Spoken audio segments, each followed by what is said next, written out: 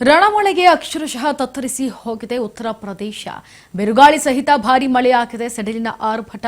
ಉತ್ತರ ಪ್ರದೇಶದ ಹಲವು ಕಡೆಗಳಲ್ಲಿ ಬಿರುಗಾಳಿ ಸಹಿತ ಮಳೆ ಆಗ್ತಾ ಇದೆ. ಉತ್ತರ ಪ್ರದೇಶದ 5 ಜಿಲ್ಲೆಗಳಲ್ಲಿ ಧಾರಾಕಾರ ಮಳೆಯಾಗಿದೆ.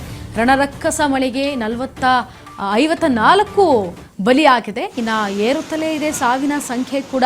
ಹಾಗೆ ಬದೋಹಿ, ಫೇತೇಪುರ್ ಮತ್ತೆ ಬುದೌನ್ ಹತ್ರ ಕೂಡ ಮಳೆಗಳು ಆಗಿದೆ. ಇನ್ನು ಪ್ರಯಾಗ್ರಾಜ್ ಮಳೆಗೆ 16ಕ್ಕೂ ಹೆಚ್ಚು ಮಂದಿ ಬಲಿಯಾಗಿದ್ದಾರೆ. ಹಲವಾರು ಕಡೆಗಳಲ್ಲಿ ಮರಗಳು ದರಚಾಹಿಯಾಗಿವೆ. ವಾಹನಗಳು ಫುಲ್ ಜಖಂಗೊಂಡಿವೆ. ಕೂಡಲೇ ಸಂತ್ರಸ್ತರನ್ನ ನೆರವಿಗೆ ಧಾವಿಸುವಂತೆ ಸಿಎಂ ಯೋಗಿ ಕೂಡ ಸೂಚನೆ ಕೊಟ್ಟಿದ್ದಾರೆ. ಇನ್ನು ಘಟನಾ ಸ್ಥಳಗಳಿಗೆ ತೆರಳಿ ಪರಿಹಾರ ಕೂಡ ವಿತರಿಸುವಂತೆ ಸೂಚನೆ ಕೊಟ್ಟಿದ್ದಾರೆ. ಅಧಿಕಾರಿಗಳಿಗೆ ಸೂಚನೆ ನೀಡಿದ್ದಾರೆ ಸಿಎಂ ಯೋಗಿ ಆದಿತ್ಯನಾಥ್.